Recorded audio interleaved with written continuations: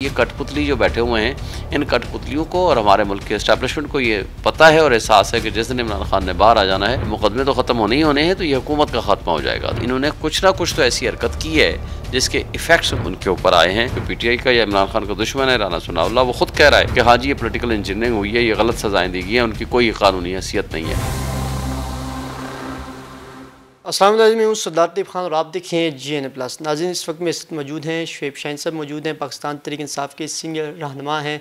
इनसे जानते हैं कि इमरान खान साहब के जो मुख्तलिफ़ केसेस हैं कब तक जो है वो इख्तिताम पज़ीर की तरफ जा रहे हैं और इमरान खान साहब कब तक जो है वो रिहाई की तरफ आ रहे हैं। जिस तरह के तोशाखाना केस हमने देखा कि उसमें इमरान खान साहब की सज़ा मुअत्तल हुई है, तो क्या साइफ़र केस जो कि अब 16 तारीख उसमें आ गई है, तो क्या लगता है कि कानूनी तकाज़े क्या हैं और पाकिस्तान तहरीक इंसाफ की कानूनी हिकमत अमली क्या है? तो इसी हवाले से हम शुएब साहब से तफसीली जानेंगे। सर बताइएगा कि खान साहब के कब तक जो है वो ये केसेस जो हैं वो ख़त्म हो जाएंगे जो इस वक्त जिनमें उनको सज़ा हुई हुई? देखिए, सज़ाएँ 3 केसेस में थीं, बल्कि 4 अगर आप तसव्वुर करें। ये ईद से पहले ये 3 हुए थे, इद्दत वाला केस, तोशाखाना वाला केस और उसके साथ साइफ़र वाला केस। उसमें से एक में सज़ा मुअत्तल हो चुकी है और बाकी 2 में हम उम्मीद रखते हैं कि इंशाल्लाह जल्दी या ये सज़ाएँ मुअत्तल हो जाएंगी या केसेस ही ख़त्म हो जाएंगे, चूँकि अपीलें चल रही हैं। दूसरा जो उससे पहले वाला केस था तोशाखाना, वो भी हुमायूं दिलावर ने जो केस किया था उसकी सज़ा भी मुअत्तल हो गई है। अब हमारे पास बज़ाहिर कोई ऐसा केस नहीं है सिवाय इन 2 केसेस के जिनकी बहस जारी है, जिसमें ज़मानत का कोई क्वेश्चन इन्वॉल्व है और निचली वाली अदालत में भी कोई शायद एक आध केस बाकी रह गया हो, वरना सारे केसेस में ज़मानत हो चुकी है। अब कोई भाम बाकी नहीं है, क्योंकि ये वो केसेस हैं जिसके अंदर तो कोई वजह नहीं है कि इन केसेस का खात्मा ना किया जाए या जजमेंट सस्पेंड ना हो। ये तो अब हमारे जो दुश्मन हैं, एक सियासी मुखालिफ होता है, एक दुश्मन होता है। जो पीटीआई का या इमरान खान का दुश्मन है राना सनाउल्लाह, वो खुद कह रहा है कि हाँ जी ये पोलिटिकल इंजीनियरिंग हुई है, ये गलत सजाएँ दी गई हैं, उनकी कोई कानूनी हैसियत नहीं है। जजेस खुद अब लिख रहे हैं कि किस तरह उनके ऊपर प्रेशर था। जो लोअर जुडिशरी है, आप देखें कि 5-6 दफ़ा जाकर हॉस्पिटलाइज्ड हुआ बशीर साहब, उसको इतना ब्लड प्रेशर शूट कर गया, ज़बरदस्ती उससे कराया। इसी तरह अबुल हसन ज़ुल्करनैन ने ऐसे फैसले दिए कि यानी जो प्रोसिक्यूटर है उसको इमरान खान का वकील बना के ऐसी सज़ाएँ दे दी गई। और कुदरतुल्लाह जज को वलीमा अपने बेटे का नहीं करने दिया जाए जब तक कि पहले सज़ा न दे आए। तो इस तरह अंडर प्रेशर जो इन्होंने फ़ैसले किए हैं, इसकी कानूनी तौर पर कोई हैसियत नहीं है और मैं समझता हूँ कि इंशाल्लाह इमरान खान सुरखरू होगा और जल्दी बाहर आएगा। बस अब मसला सिर्फ ये है कि ये कठपुतली जो बैठे हुए हैं, इन कठपुतलियों को और हमारे मुल्क के एस्टैब्लिशमेंट को ये पता है और एहसास है कि जिस दिन इमरान खान ने बाहर आ जाना है, तो ये मुकदमे तो ख़त्म होने ही होने हैं, तो ये हुकूमत का खात्मा हो जाएगा। That is the actual problem. Shoaib साहब ये बता दीजिए कि कल दुआ की तकरीब थी इमरान खान साहब के हक़ में प्रेस क्लब रावलपिंडी में, वहाँ अलीमा खान साहिबा और जो MNAs वहाँ गए हुए थे, शांताना गुलजार साहब, इनके खिलाफ FIR दर्ज कर दी गई है सूबाई हुकूमत की जानिब से। इसको कैसे देखते हैं? देखिए, ये बड़ी बदकिस्मती है कि आप वहाँ जाकर अगर दुआ करने जा रहे हैं और वो आपको FIR लग रही हैं। ये इतने बदबख्त हैं ये पुलिस वाले या ये एडमिनिस्ट्रेशन जो पंजाब की है, वो बदबख्तों जाओ जो कच्चे के डाकू ओपन खुलेआम फिर रहे हैं, उनके खिलाफ ऑपरेशन करो। आपके यहाँ दहशतगर्दी इतनी फिर रही है, आपके यहाँ हर दूसरे दिन डाका जनी हो रही है, आपके साथ डाका हुआ है, मुझे बताएं कि उन डाकुओं के ख़िलाफ़ तो कोई एक्शन नहीं होता। इनको सिर्फ नज़र आते हैं वो पॉलिटिकल लोग जो यहाँ रूल ऑफ लॉ पे बिलीव करते हैं, जो क़ानून और आइन के ऊपर चलते हुए और क़ानून की पासदारी करते हुए अपना कोई काम करते हैं। तो ये बहुत इनकी बौखलाहट है और कुछ भी नहीं है। शुएब साहब ये बता दीजिए, सोशल मीडिया पे चल रहा है शरफजल मरवत साहब की सोशल मीडिया टीम के हवाले से ये भी चल रहा है और बहुत सारी चीज़ें ऐसी चल रही हैं कि मरवत साहब जो हैं वो उनको हटा दिया गया, उमर नियाज़ साहब को भी हटा दिया गया है फोकल पर्सन की। इमरान खान साहब ने डिसीजन किया कि उन्होंने वायलेशन की अपनी सोशल मीडिया टीम जो है वो PTI ऑफिशियल टीम के ख़िलाफ़ जो है वो खड़ा करके। इस हवाले से कैसा देखते हैं कि क्या ये PTI के अंदर दरारें पड़ी हैं, इख्तलाफात बढ़ रहे हैं या फिर पार्टी पॉलिसी या हिकमत अमली कोई फॉलो नहीं कर रहा? देखें, लीडरशिप एक है इमरान खान, बाकी हम सब उनके वर्कर्स हैं और कल नोटिफिकेशन भी जारी हो गया और उमर अयूब ने और शिबली फराज ने उसको क्लैरिफाई कर दिया है। मेरा ख्याल है इससे ज़्यादा इस मौजू पे और बात करने की ज़रूरत ही नहीं है। इमरान खान जिसको चाहें लगा दें, जिसको चाहें हटा दें, उनको किसी किस्म का कोई इशू नहीं है। तो सर ये डिवाइड जो लोग कर रहे हैं उनको क्या पैगाम देना? डिवाइड नहीं है। देखें, डिवाइड ना हो, जो पार्टी के साथ खड़ा होगा। देखें, एक बात वाज़ेह कर दें, सारे हमारे वर्कर्स, भाई, दोस्त, हम सब इमरान खान के फॉलोअर्स हैं, हम सब PTI के वर्कर्स हैं।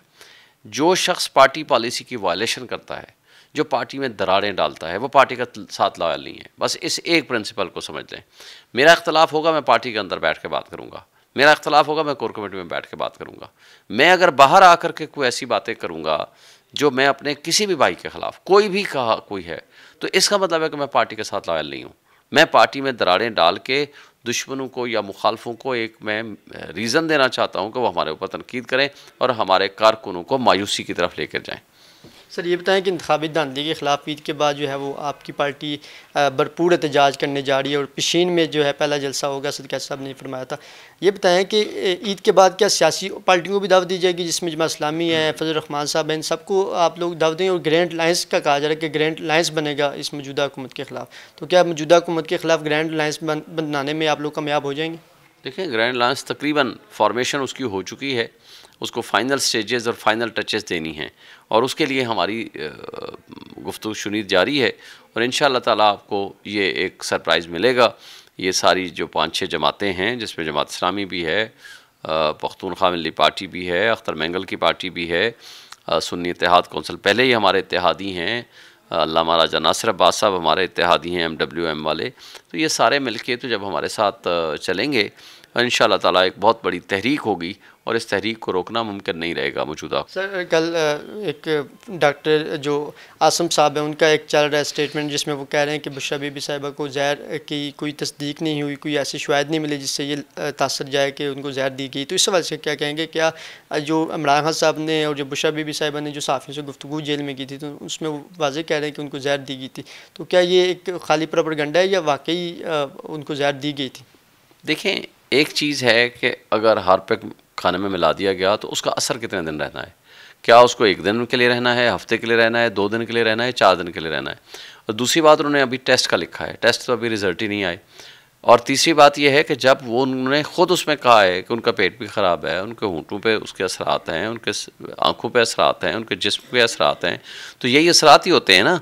तो आपने इन्होंने कुछ ना कुछ तो ऐसी हरकत की है जिसके इफ़ेक्ट्स उनकी बॉडी पे उनके ऊपर आए हैं। तो मैं समझता हूँ कि यही काफ़ी है हमारे लिए।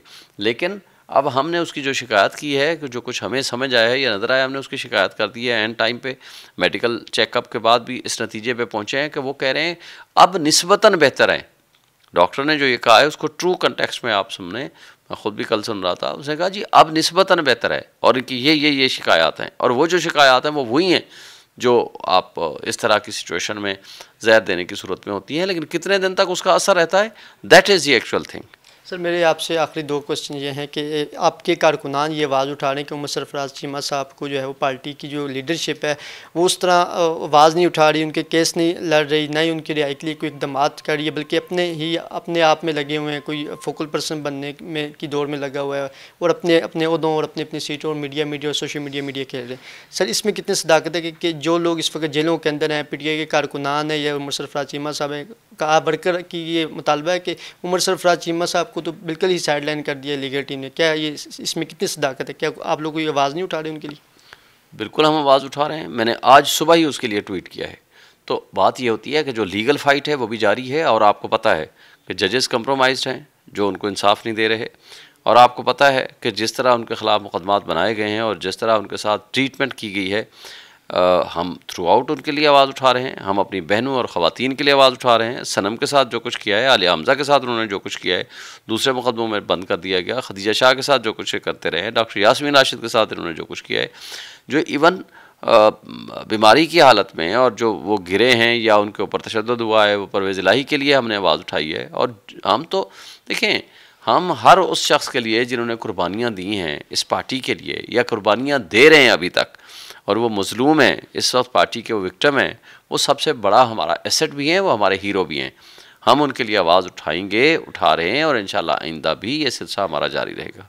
सर सीनियर मोस्ट जजेस को जो धमकियाँ में इस खत मिले, लाहौर हाई कोर्ट को भी खत ऐसे मिले, इस वजह से ईद के बाद जो है वो फुल कोर्ट बनने का भी आपका जो मुतालबा था वो भी पूरा हुआ है और फुल कोर्ट भी बनने जा रहा है। क्या लगता है कि सुप्रीम कोर्ट से आपको इस हवाले से रिलीफ मिल जाएगा या कोई इंसाफ आपको मिल जाएगा इस हवाले से जो जजेस को धमकियाँ वगैरह आ रही हैं?